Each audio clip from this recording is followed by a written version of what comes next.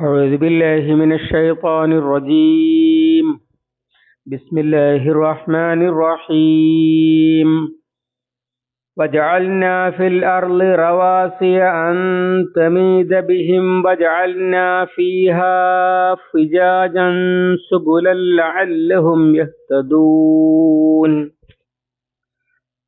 وجعلنا السماء سقفا محفوظا وهم عن آياتها معرضون. وهو الذي خلق الليل والنهار والشمس والقمر كل في فلك يسبحون. صدق الله العظيم. സൂറത്തുൽ അംബിയാ 31-2-3.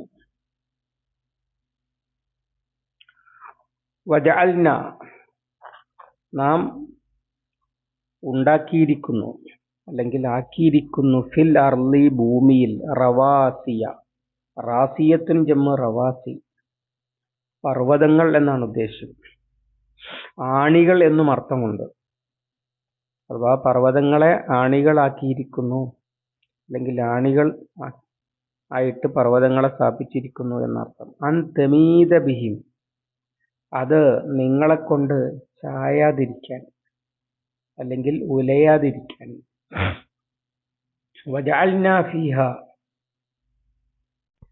നാം അതിൽ ഉണ്ടാക്കുകയും ചെയ്തിരിക്കുന്നു. ഫിജാജൻ, ഫിജാജ് ഫജ്ജ്, വിദൂര ദിക്കുകൾ എന്നർത്ഥത്തിൽ പറയുന്ന വാക്കാണ്. അതിന്റെ ബഹുവചനമാണ് ഫിജാജ്. ഫിജാജ് എന്ന് പറഞ്ഞാൽ മലയിടുക്കുകൾ, അല്ലെങ്കിൽ ഇറങ്ങിച്ചെല്ലാൻ പ്രയാസമുള്ള സ്ഥലങ്ങൾ, അല്ലെങ്കിൽ ചുരങ്ങൾ എന്നൊക്കെയാണ് അർത്ഥം. സുബുല, വഴികളായിട്ട്. ലഅല്ലഹും യഹ്തദൂൻ, അവർ നേർവഴി കണ്ടെത്തിയേക്കാം. വജഅൽന സമാഅ, ആകാശത്തെ നാം ആക്കിയിരിക്കുന്നു, സഖ്ഫൻ മഹ്ഫൂള, സഖ്ഫ് മേൽക്കൂര, മഹ്ഫൂദ് സുരക്ഷിതമായ അല്ലെങ്കിൽ സംരക്ഷിക്കുന്ന, സ്വയം സുരക്ഷിതമായ എന്നും ആകാം, സുരക്ഷ നൽകുന്നത് എന്നും ആകാം. ഉദ്ദേശ്യം അതാണ്, സുരക്ഷ നൽകുന്നത്. വഹും അൻ ആയാത്തിഹ മുഅ്രിദൂൻ, അവർ അതിലെ ദൃഷ്ടാന്തങ്ങളെ സംബന്ധിച്ച് മുഅ്രിദൂൻ, അവഗണിക്കുന്നവരാണ്. ഏതിലെ? ആകാശത്തിലെ ദൃഷ്ടാന്തങ്ങൾ. വഹുവല്ലദീ ഖലഖൽ ലൈല വന്നഹാറ, അവനാകുന്നു രാവിനെയും പകലിനെയും സൃഷ്ടിച്ചിരിക്കുന്നത്. വശംസ വൽ ഖമറ, സൂര്യനെയും ചന്ദ്രനെയും. കുല്ലുൻ ഫീ ഫലക്കിൻ യസ്ബഹൂൻ, കുല്ലുൻ എല്ലാം, ഫീ ഫലക്കിൻ ഒരു ഫലക്കിൽ. ഫലക്ക് എന്ന് പറഞ്ഞാൽ ഭ്രമണപഥം എന്നാണ് ഉദ്ദേശ്യം. ദീർഘവൃത്തം എന്നാണ് ഫലക്ക് എന്നുള്ള വാക്കിന്റെ ശരിക്കർത്ഥം. യസ്ബഹൂൻ, നീന്തിക്കൊണ്ടിരിക്കുന്നു. സിബാഹ് നീന്തലാണ്. അള്ളാഹു കാണുന്ന ദൃഷ്ടാന്തം പറഞ്ഞു കൊടുത്തു നേരത്തെ 30-ാമത്തെ ആയത്തിൽ. അവലം യറല്ലദീന കഫറു, സത്യനിഷേധികൾ കാണുന്നില്ല എന്നാണ് ചോദിച്ചത്. ഇനി അതിൻ്റെ ഒപ്പം സാധാരണഗതിയിൽ അങ്ങ് മനസ്സിലാകാത്തതുമായ ചിലതും പറയുകയാണ്. വജഅൽനാ ഫിൽ അർളി റവാസിയ അൻ തമീദ ബിഹിം, മനുഷ്യരെയും കൊണ്ട്, അഥവാ നിഷേധികളെയും കൊണ്ട് എന്നാണ് ഉദ്ദേശം. പറയുന്നത് മനുഷ്യരെയും കൊണ്ട് എന്നാണ് ഉദ്ദേശം. ചായാതിരിക്കാൻ പർവ്വതങ്ങളെ ഉറപ്പിച്ചു എന്നാണ്.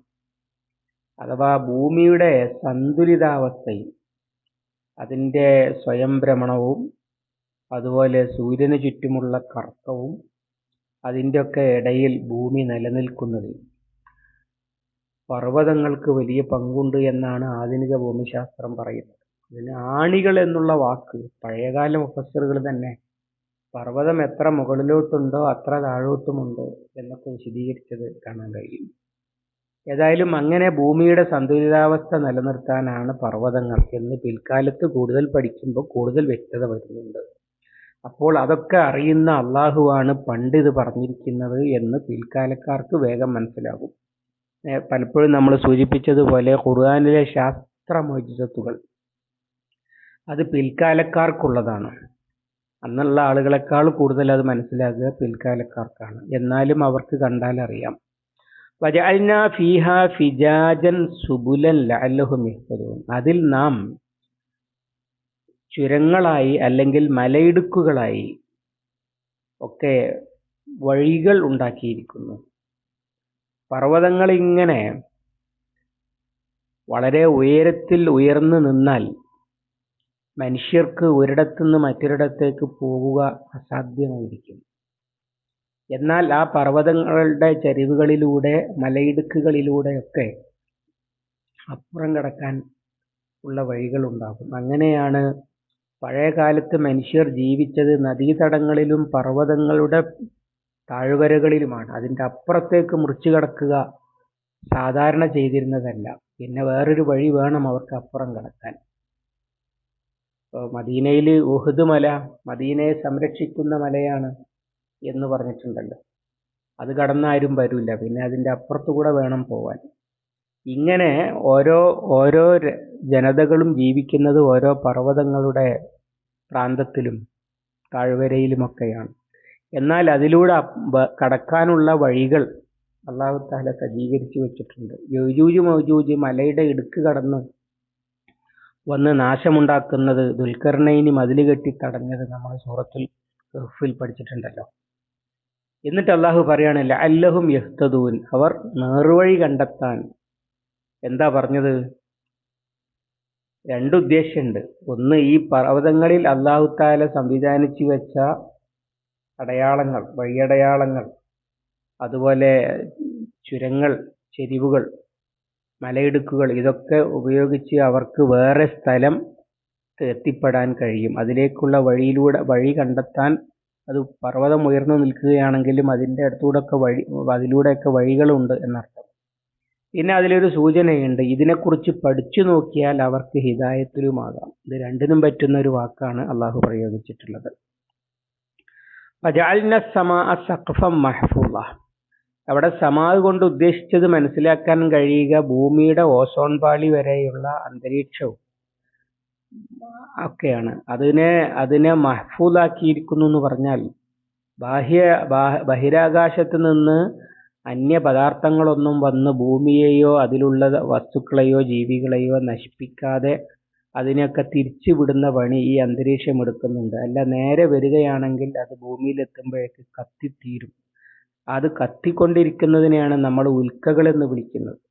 അതുപോലെ തന്നെ സൂര്യനിൽ നിന്ന് വരുന്ന ധാരാളം മാരക രശ്മികൾ അതൊക്കെ തട്ടിത്തെറിപ്പിക്കുകയാണ് ഭൂമിയുടെ അന്തരീക്ഷം കൊണ്ട് സംഭവിക്കുന്നത്. അങ്ങനെ ഭൂമിയിലുള്ളവർക്ക് ഒരു മേൽക്കൂരയായിട്ട് ആകാശത്തിന്റെ ഒരു ഭാഗം, അതാണ് അന്തരീക്ഷം ചെയ്യുന്നത്. അതാണ് ഇത് എന്നാണ് മനസ്സിലാക്കാൻ കഴിയുക. അല്ലാഹു അഅലം. വഹും അൻ ആയാത്തിഹ മുഅ്രിദൂൻ. ആകാശത്തില് അള്ളാഹുവിന്റെ ആയത്തുകൾ ഒരുപാടുണ്ട്. അതൊക്കെ അവർ അവഗണിക്കുകയാണ്.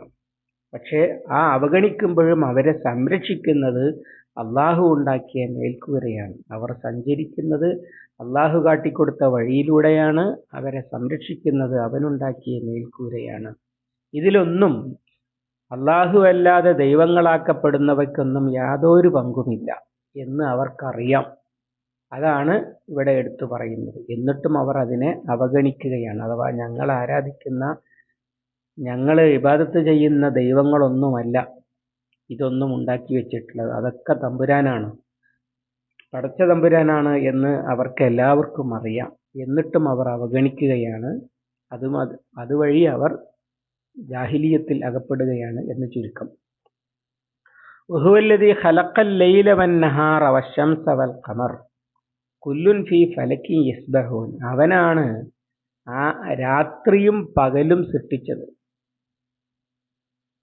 രാത്രിയും പകലും സൃഷ്ടിച്ചത് അവനാണ്. പണ്ഡിതന്മാർ ഈ രാത്രി ആദ്യം പറഞ്ഞതിനെ കുറിച്ച് പറയുന്നുണ്ട്. അസ്ലിലുള്ളത് രാത്രിയാണ്, ഇരുട്ടാണ്. പിന്നെ വജഅൽനാ സിറാജൻ വഹാജ, കത്തിജ്വലിക്കുന്ന വിളക്ക് എന്നൊക്കെ പറഞ്ഞിട്ട് പിന്നെ സൂര്യനെ അല്ലാഹു തആല കൊണ്ടുവന്നത് കൊണ്ട് സൂര്യന്റെ വെളിച്ചം കിട്ടുന്നിടത്ത് വെളിച്ചം ഉണ്ടാകും. വൽ ഖമറ, സൂര്യന്റെ വെളിച്ചം സൂര്യന്റെ വെളിച്ചം തട്ടി പ്രതിഫലിക്കുന്നതിനെ ചന്ദ്രന്റെ ഭാഗത്തെയാണ് നമ്മൾ ഖമർ എന്ന് കാണാറുള്ളത്. അതൊക്കെ അല്ലാഹു തആല ഉണ്ടാക്കിയതാണ്. അതിലൊന്നും വേറെ സൃഷ്ടികൾക്കൊന്നും, ദൈവങ്ങളാക്കപ്പെടുന്ന വ്യാജ ദൈവങ്ങൾക്കൊന്നും യാതൊരു പങ്കുമില്ല എന്നാണ് പറഞ്ഞത്. ബഹുല്ലദീ ഖലഖൽ ലൈല വന്നഹാറ വശംസ വൽ ഖമർ കുല്ലുൻ ഫീ ഫലകിൻ യസ്ബഹൂൻ. എല്ലാം അതിന്റെ ഭ്രമണപഥങ്ങളിൽ നീന്തിക്കൊണ്ടിരിക്കുകയാണ്. രാപ്പകലുകൾ ഉണ്ടാകുന്നത്, സൂര്യനെയും ചന്ദ്രനെയും നമ്മൾ കാണുന്നത്, അതും ഈ പറഞ്ഞതും തമ്മിൽ ഒരു വലിയ ബന്ധമുണ്ട്. നേരത്തെ നമ്മൾ സൂചിപ്പിച്ചിട്ടുണ്ട് അത്. അഥവാ രാത്രി ഉണ്ടാകുന്നത് എന്തുകൊണ്ടാണ്? സൂര്യൻ അസ്തമിക്കുന്നത് കൊണ്ട് ആണ് എന്നാണ് നമ്മൾ പൊതുവെ പറയാറുള്ളത്. എന്നാൽ സൂര്യൻ അസ്തമിക്കുന്നത് കൊണ്ട് മാത്രമല്ല, ഭൂമി കറങ്ങിത്തിരിഞ്ഞ് വീണ്ടും ആ അസ്തമിച്ച ഭാഗം തിരിച്ച് ഇങ്ങോട്ട് വരാല, കറങ്ങുകയാണ്, നീന്തുകയാണല്ല, നിശ്ചലമായി നിൽക്കുകയല്ല. അതുപോലെ തന്നെ സൂര്യൻ അസ്തമിക്കുമ്പോൾ കോടാനകോടി നക്ഷത്രങ്ങൾ പ്രകാശിക്കുന്നുണ്ട് വേറെ. അവയുടെ ഒന്നിൻ്റെയും പ്രകാശം ഭൂമിയിലെ ഇരുട്ടിനെ വെളിച്ചമാക്കുകയില്ല. അങ്ങനെ അതെല്ലാം ആസൂത്രണം ചെയ്തിരിക്കുകയാണ്, എല്ലാം ചലിച്ചുകൊണ്ടിരിക്കുക. അപ്പോഴൊന്നും ആ ചലനത്തിന്റെ ഇടയിലൊന്നും ലൈറ്റ് ഇങ്ങോട്ട് അടിക്കാത്ത വിധം, ഇവിടെ പകലാക്കാത്ത വിധം ആസൂത്രണം ചെയ്തിരിക്കുന്നു. അതുപോലെ തന്നെയാണ് പകലും. സൂര്യൻ ഉദിക്കുമ്പോൾ പകലുണ്ടാകുന്നു എന്നാണ് നമ്മൾ പറയുക. പക്ഷേ സൂര്യൻ ഉദിക്കുന്നത് കൊണ്ട് മാത്രമല്ല, കറങ്ങിക്കൊണ്ടിരിക്കുന്ന പ്രകാശമില്ലാത്ത നിരവധി ഗോളങ്ങൾ, ഭൂമിയുടെ ഉപഗ്രഹമായ ഖമറിനെ പോലുള്ളത്, അത് കറങ്ങുന്നുണ്ടെങ്കിലും സൂര്യന്റെയും ഭൂമിയുടെയും ഇടയിൽ വന്ന് സൂര്യപ്രകാശത്തെ ഭൂമിയിൽ നിന്ന് മറച്ചു കളയാത്തത് കൊണ്ടാണ് പകല് നിലനിൽക്കുന്നത്. അല്ലെങ്കിൽ പകലുണ്ടാവില്ല. കുല്ലുൻ ഫി ഫലക്കി യസ്ബഹൂൻ. അതൊക്കെ സംഭവിക്കുന്നത് ഇതെല്ലാം കറങ്ങിക്കൊണ്ടിരിക്കുകയാണ് എന്നതിൻ്റെ ഇടക്കാണ്. ഈ കറക്കത്തിന്റെ ഇടയിലും സ്ഥിരമായി ഒരു വ്യത്യാസവും വരാതെ രാവും പകലും നിരന്തരമായി സംഭവിച്ചു കൊണ്ടിരിക്കുന്നു. അതിൻ്റെ ഇടയ്ക്ക് ഏതിലൂടെയെല്ലാം സഞ്ചരിക്കുന്നു, ഏതെല്ലാം ഗ്രഹങ്ങൾ, ഉപഗ്രഹങ്ങളൊക്കെ ഭൂമിയുടെ അടുത്തുകൂടെ പോകുന്നു, സൂര്യന്റെയും ഭൂമിയുടെയും ഇടയിലൂടെ പോകുന്നുണ്ടാകും. പക്ഷെ അതൊന്നും ഭൂമിയിലെ രാവിനെ പകലിനെ ബാധിക്കാതെ അല്ലാഹു സുബ്ഹാനഹു വ തആല സംവിധാനിച്ചിരിക്കുന്നു. അത് മനസ്സിലാക്കാനോ കുല്ലും ഫീ ഫലക്കി യസ്ബഹു എന്ന് പറഞ്ഞത്. ഈ യസ്ബഹു നീന്തിക്കൊണ്ടിരിക്കുന്നവരാണ് എന്നുള്ള വാക്ക് അത് അതിനേക്കാൾ അത്ഭുതകരമായ ഒരു സംഭവമാണ്. പ്രപഞ്ചത്തിൽ അഖിലമാന ചലനങ്ങളും ആ വാക്ക് സൂചിപ്പിക്കുന്നുണ്ട്. ഉദാഹരണമായി ഭൂമി നമ്മളെയും കൊണ്ട് രാവും പകലുമാകാൻ വേണ്ടി സ്വന്തം അച്ചുതണ്ടിൽ കറങ്ങുന്നത് ഏകദേശം 1670 കിലോമീറ്റർ പെർ വേഗതയിലാണ്. ധ്രുവപ്രദേശത്തൊക്കെയുള്ള ഒരാൾ ചലിച്ചുകൊണ്ട്, ശരാശരിയാണ്, ധ്രുവപ്രദേശത്ത് കുറയും, ഭൂമധ്യരേഖ പ്രദേശത്ത് കൂടും, അതിൻ്റെ ഇടയിൽ ഉള്ളത് ശരാശരി കണക്കാക്കിയതാണത്. അങ്ങനെ 1670 കിലോമീറ്റർ മണിക്കൂറിൽ ഏകദേശം നമ്മൾ ഈ രാത്രിയിൽ നിന്ന് പകലിലേക്ക്, പകലിൽ നിന്ന് രാത്രിയിലേക്ക് നമ്മൾ കറങ്ങിക്കൊണ്ടിരിക്കുന്നു. പക്ഷേ നമുക്ക് അനുഭവപ്പെടുന്നേ ഇല്ല, നിശ്ചലമാണ്. അതോടൊപ്പം തന്നെ ഭൂമി സൂര്യന് ചുറ്റും 1,07,000 കിലോമീറ്റർ സ്പീഡിൽ, മണിക്കൂറിൽ 1,07,000 കിലോമീറ്റർ സ്പീഡിൽ നമ്മളെയും കൊണ്ട് സൂര്യന് ചുറ്റും കറങ്ങുന്നുണ്ട് ഈ ഭൂമി. അക്കാര്യത്തിലും നമുക്ക് നിശ്ചലാവസ്ഥയാണ് ഫീൽ ചെയ്യുന്നത്. അതുപോലെ ചന്ദ്രൻ ഇങ്ങനെ തന്നെയാണ്. സ്വയം ഭ്രമണം 16.7, ഏകദേശം 16.5 കിലോമീറ്റർ മണിക്കൂറിൽ സ്വയം കറങ്ങുന്നു. ഭൂമിക്ക് ചുറ്റും അത് കറങ്ങുന്നത് 3683 കിലോമീറ്ററിലാണ്. ഇങ്ങനെ ഭൂമിയും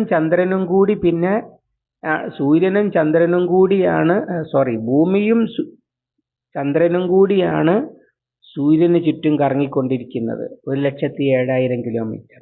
എന്നാൽ ഈ സൂര്യൻ കറങ്ങാൻ വേണ്ടി അവിടെ നിന്നു കൊടുക്കുകയാണോ? അല്ല.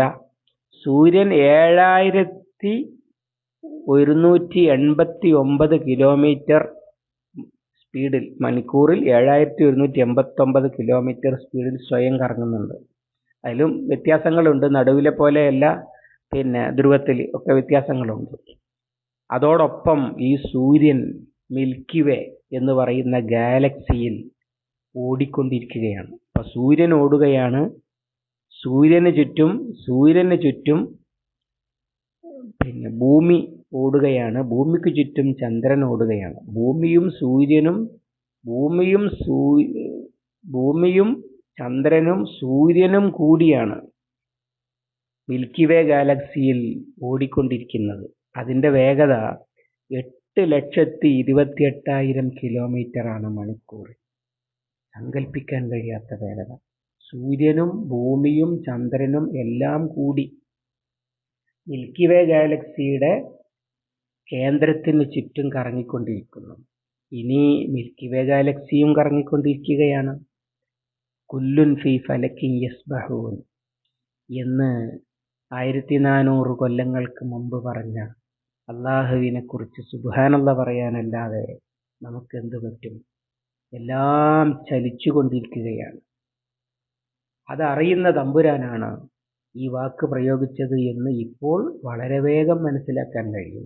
അന്ന് ആളുകൾ കാണുന്ന ഒരു കാഴ്ചയാണ് എല്ലാം ചലിച്ചുകൊണ്ടിരിക്കുന്നു എന്നത്. ഭൂമി